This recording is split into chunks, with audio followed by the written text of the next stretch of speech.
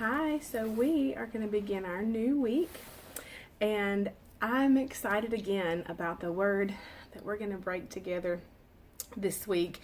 And we're going to move in between Psalm 1:3 and Psalm 1:4.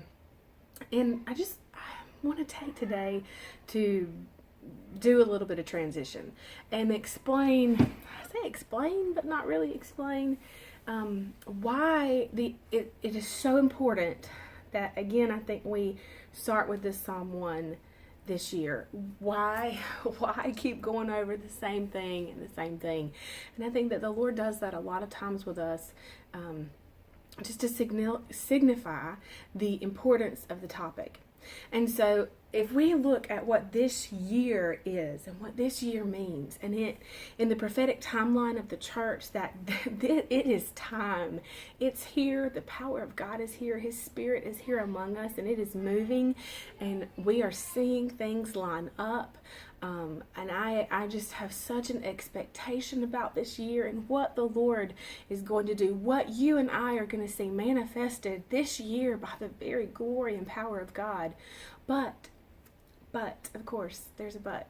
In order for this to happen, in order for us to see this manifestation of the awesomeness of our God, we have got to be established in Him.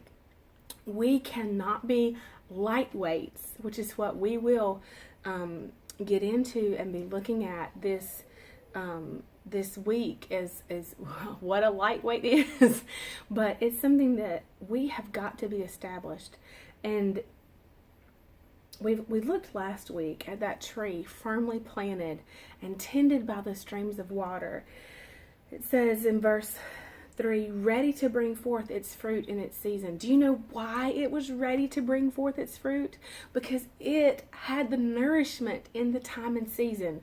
In its dormant season, when it wasn't producing fruit, it was gathering strength and nutrients and preparing itself. It was growing in strength and intensity so that the branches would be able to hold up under the weight of the harvest. Do you understand that? Do you hear that? I'm talking to myself. Nancy Joe, do you understand? Do you hear this? That in order for the harvest to come, see, if we are like this tree and harvest is coming, and we're going to be producers, and everything, it says, everything he does shall prosper and come to maturity. If that is you and me, and that is who I want to be. That is who I desire to be. That everything I do would come to maturity and prosper. Then I must stay established. I must make the time and take the time to meditate on His law day and night. It must be my desire, because that is where the strength comes from. That is where the endurance comes from, to be able to hold up throughout the producing season, to be able to hold up under the weight of the fruit. If you think about an apple tree, have you ever seen one that was full of apples and how they droop? We go to an apple orchard up near my mom's place in the mountains, which is just absolutely beautiful, and the people there are incredibly kind. If you ever are up near Ararat, Virginia, and you need to go to Windy Creek Apple Orchard, and we just love them so much. But looking at the trees, some of their leaves are hanging down to the ground. The branches are hanging down to the ground because of the weight of the fruit that is on the tree. And so for you and I to be able to hold up, and you think about that as an apple tree, but what are you believing God for? What are you in the process of harvesting? What kind of seeds have you planted over the course of your time as a Christian, as a believer? What seeds are you getting ready to harvest? And so for us to be able to stand up under the weight and hold up under the weight of that fruit, and says, in order for it to prosper and come to maturity, then we have to be established and we have to be strong. And the only way that we can do that is by developing our roots in the Word of God, in Him, being established in Him, immovable in Him.